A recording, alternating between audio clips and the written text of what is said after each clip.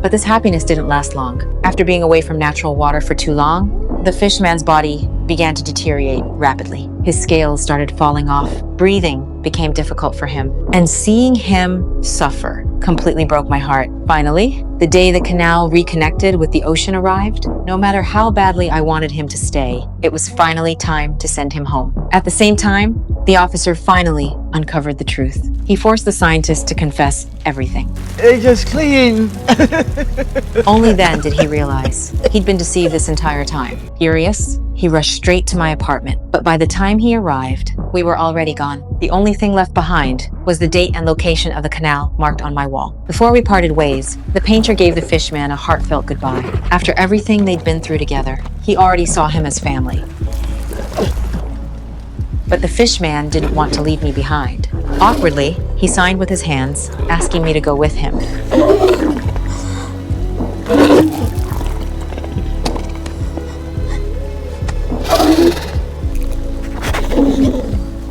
And right at that moment, the officer suddenly appeared. He punched the painter to the ground and raised his gun.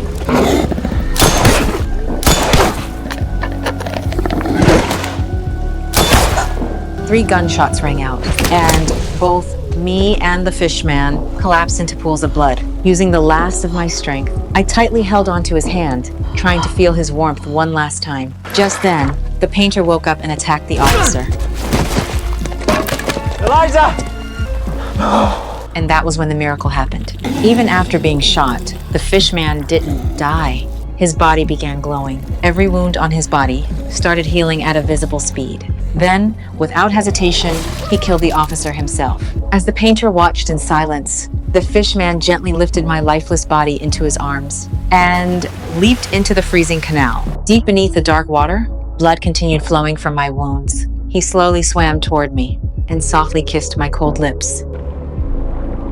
And in the very next second, another miracle happened. The three mysterious scars on my neck, the scars I had carried my entire life, slowly transformed into gills that let me breathe underwater. I opened my eyes again. There was no pain, no suffocating feeling. The only thing I saw was the person I loved most, still right there beside me. In the end, we held each other tightly and slowly disappeared into the depths of the ocean together.